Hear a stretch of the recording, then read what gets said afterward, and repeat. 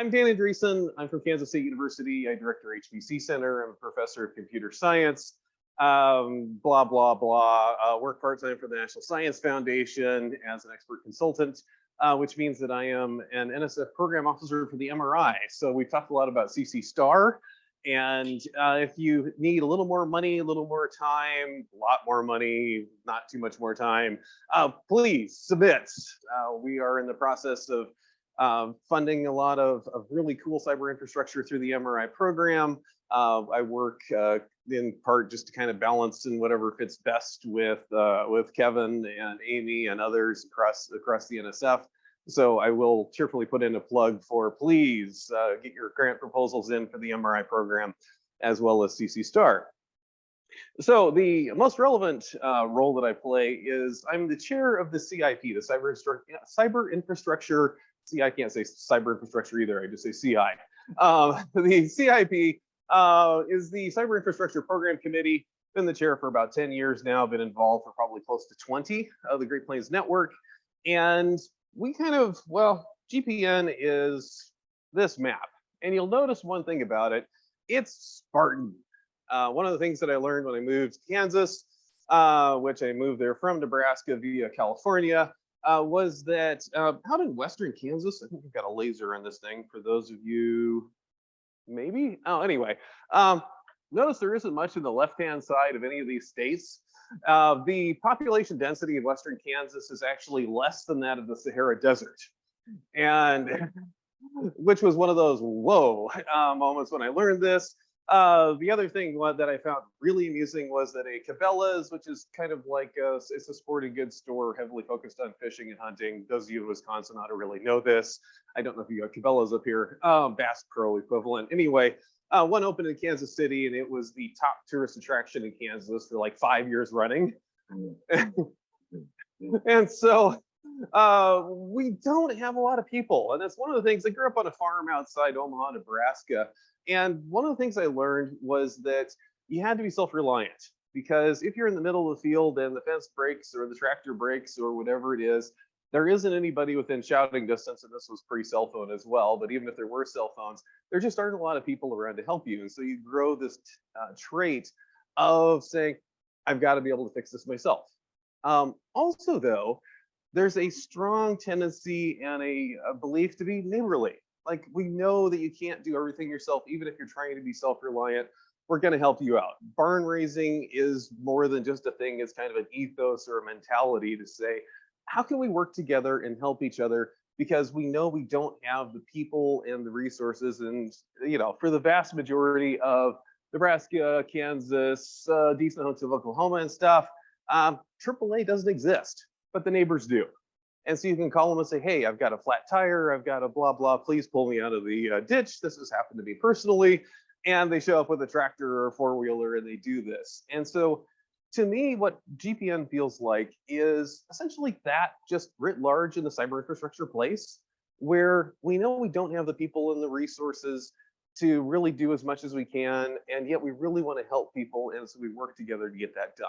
And so that's the Great Plains Network, is really saying, how can we do this? It happens to occur in a region, well, basically the flyover states, if you want to do it that way. It's 9 states. It's over 20 years old.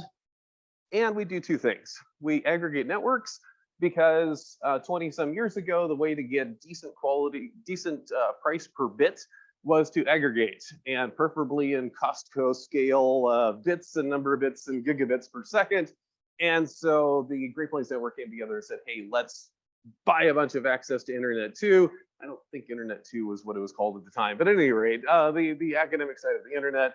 And the other thing we want to do is we want to say, let's advance collaboration, cyber infrastructure, and support.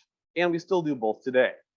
It is very much based on the networks, at least in terms of the network side. The state regional networks are on OneNet, MoreNet, Cameron network, and I shouldn't have started this because now somebody's going to feel left out. Boreas and South Dakota, that sort of thing. So we tie everything together, but the real goal that we have is, yes, we supply network access to a large number of the educational and a few others folks in the state, and that's great, and it really helps them. They get a good deal, and it provides us an excuse to charge them money to get some funding for what we do. However, I'm not a networks guy. Well, ask me about HPC networks because I run our HPC center, and sure, I can, I can sympathize with a number of you about how irritated I am with Intel and the Omnipath saga and InfiniBand and that sort of thing. But on the other hand, wide area networks, I kind of say, oh, they're cool. I vaguely know what they do. On the other hand, I spend a lot of my time working with users, and particularly people that are using cyber infrastructure. And that's where we spend a lot of time today, and a lot of times getting things done. So the goal is, yeah, we started off kind of at the low level networks, and then we started building tools on top of that. But where I spend a lot of time and where the GPN spends a lot of time today is really on people and projects. And so what I'm going to do is talk about some of the projects that we've done, most of which are NSF funded, some of which aren't, but that really illustrate this is what we're trying to do on top of the network and get people helped and going in the region that we're talking about. So one of our projects is a CC star, and the good news is we've got a couple CC star slides later. I don't have to talk about them. And so Cyber Team was a CC star award, and it said, you know what, we've got a lot of small institutions in our region. Many of these are 1,000 students, 2,000 students, maybe 5,000 students. I mean, you can fit the entire population of Nebraska, it's about 2 million people, into Kansas City. I mean, there just aren't that many people in a lot of these places. Kansas is relatively large. We have 3 million people in Kansas. But on the other hand, so Cyber Team said, is there a way we can go out and work with these smaller institutions in particular? We're going to visit them. And because a lot of them need help with everything, you've got individual pockets of excellence, you've got professors that are doing fantastic research, but to a large degree, it's them, it's a few undergrad students, and that's it. And they aren't talking with central IT, and because central IT is dramatically overworked and just trying to make sure that everybody's Windows box is patched. And so HPC, HTC, Globus, that sort of thing is this big term. They might have heard about it, but it really hasn't happened. And so part of it was to get the people together. And so we had, well, so I think our quad chart is next. Yeah, okay. And so what we did was we said, let's get together and let's build a network of experts and expertise, because again, we don't have that many people in the region. But if we pull together the entire region and aggregate, we're awesome. And so what we did is we said, hey, let's pull together people, let's build mentors, let's start having mentees and start training people and building the cyber infrastructure workforce. Let's get people talking between the professors and the students that are doing the research and central IT and whatever the equivalent of the vice president or vice chancellor of research. A lot of these places, well, technically they have one, but it's a slice of their time among 8 other hats that they're wearing in these smaller places. And so the goal was to say, let's come in and we're going to bring 10 people. I mean, a lot of times we were outnumbering the people at the institution that we're talking with. Then COVID came along, and of course, it was just outnumbering the people on the Zoom calls that we were talking with. But getting the people in the same room and talking, really saying, how can we help you? And it isn't just a come in. I don't know how many of you remember the Dilbert Bungee boss. Hey, everything goes about buzzwords and then bounce out here. But no, it was a long-term, multi-year commitment. And it's ending now officially. We aren't getting more money from the NSF. On the other hand, it's continuing now because we're building those relationships. The people that were mentors are continuing to mentor. The people that were mentees are continuing to say, hey, how do we do this? We're continuing to talk with them. So Cyber Team was great. However, one of the things we noted was particularly for a lot of these places, they had no hardware, which was, perfectly reasonable. But on the other hand, they really felt like we like to contribute. There's a massive educational value to be able to walk my class down the hallway and say, that machine is doing X. This is our way of contributing. This is our way of working with things. But a lot of them don't necessarily have data centers. They certainly don't have the expertise to manage a scientific computing enterprise, that sort of thing. And so for that, we came up with GP-ARGO. I'm co-PI on the Cyber Team grant. I'm PI on the GP-ARGO grant, co-PI, and another one we're talking about a little bit later here. But the goal was to say, let's actually buy, in this case, we ended up with about 18 different machines. Let's buy these machines, spread them out through the region, and we're going to use this as, first of all, capacity building, because we always need more cycles in the region. But second of all, we're going to use this as a lever to get people talking.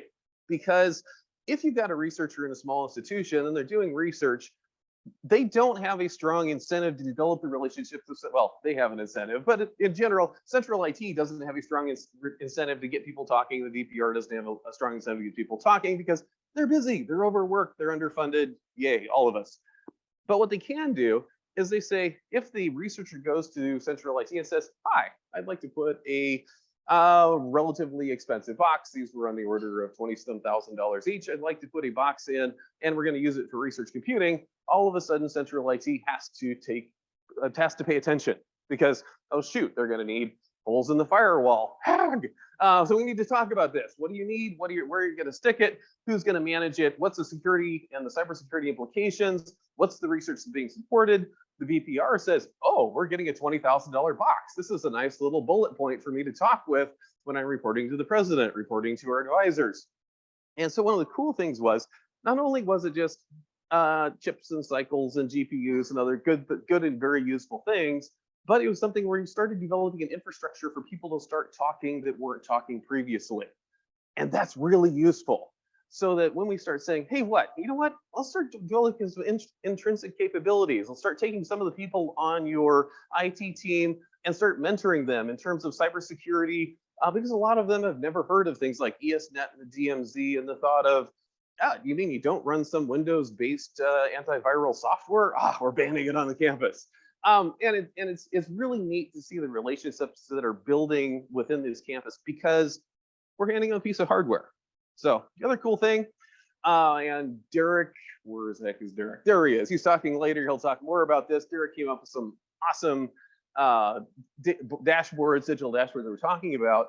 So a couple of things happened. The first thing that happened, and to me, the most valuable, is that people started talking, which is great because we really need those relationships to build.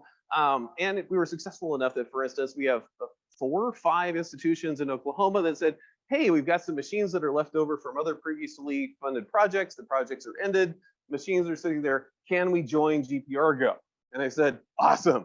And we did it. So we contributed these resources. And so this is from yesterday. We've contributed 16 million core hours. I also noted from, I think it was Marone's slides on yesterday, that we're top 5 in OS Pool, which for a underfunded, underdeveloped, under-resourced region in the middle of the flyover states makes me feel really gratified.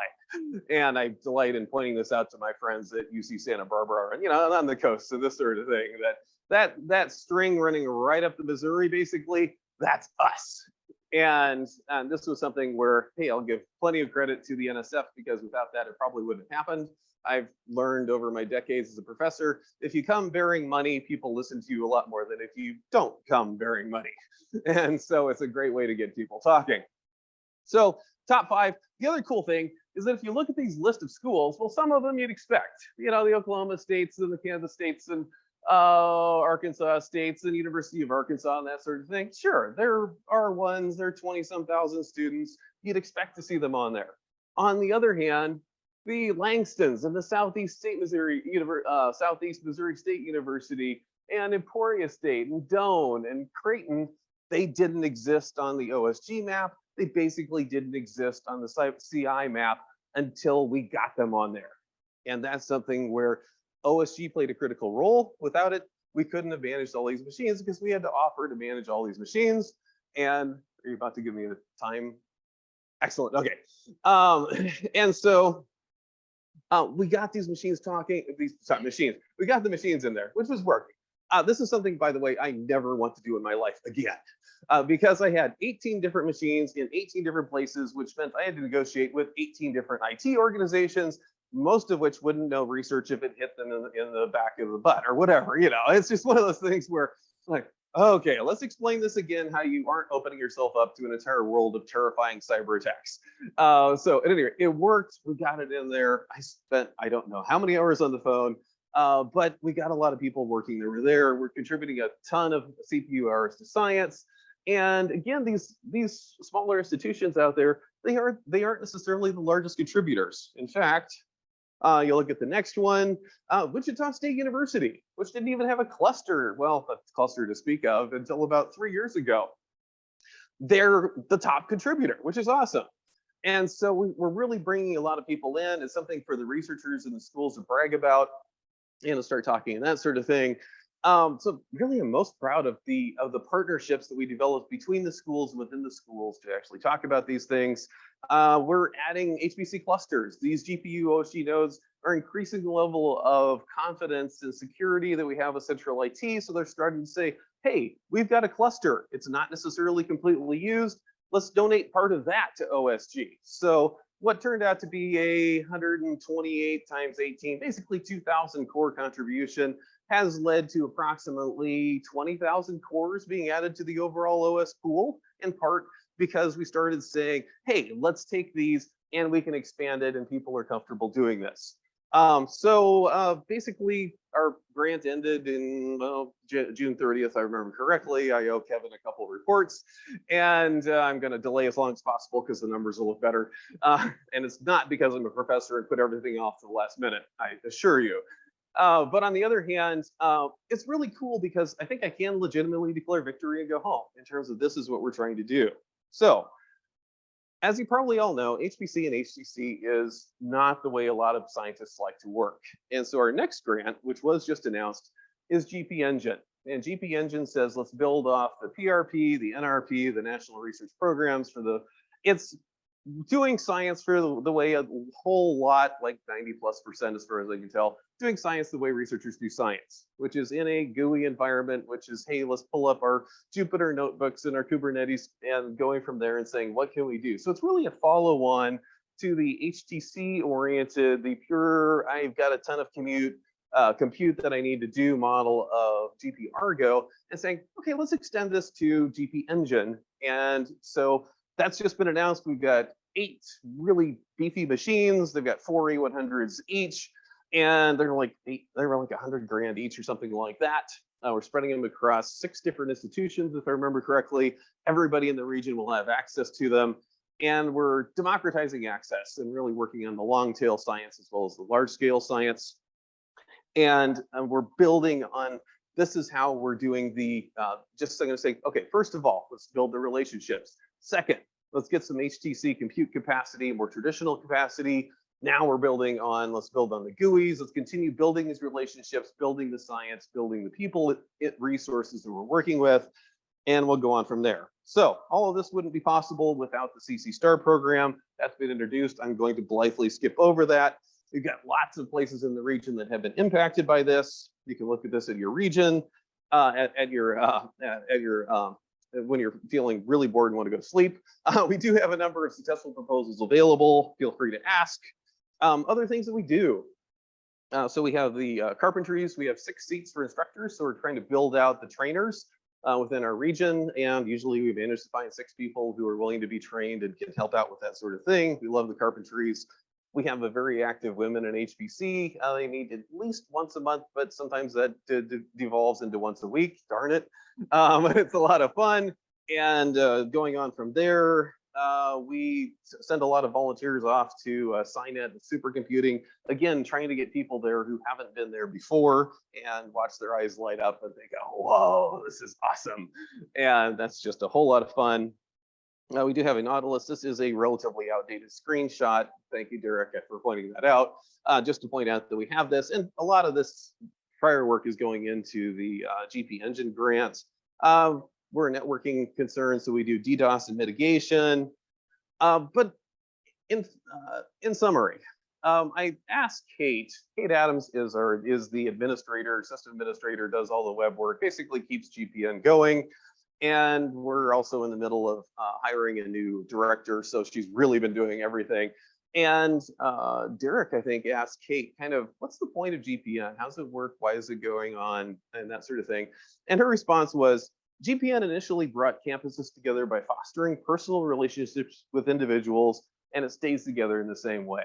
And I thought that was the best summary of GPN that I'd ever seen, because that's what it does. It really builds those relationships across the region. And as we develop relationships with organizations like OSG and elsewhere across the region, but really brings them together, brings the people together, and really does some cool stuff. And a lot of that also is being enabled by OSG. So thank you very much for OSG, to OSG. Without it, A lot of these slides would look a lot grimmer and a lot harder, and we need a lot more people and that sort of thing. So thanks for your flexibility. Thanks for allowing us to push you into some, well, hey, what if I am trying to run one single group of machines across 18 different campuses? And one of the campuses decided that they were going to arbitrarily cut off all of outgoing SSH connections, except the ones that were whitelisted. Crap. Okay, how do we handle that? Thanks to all of our partners. We couldn't do it without you. And I think we're doing some pretty cool stuff. And with that, I'm open for questions.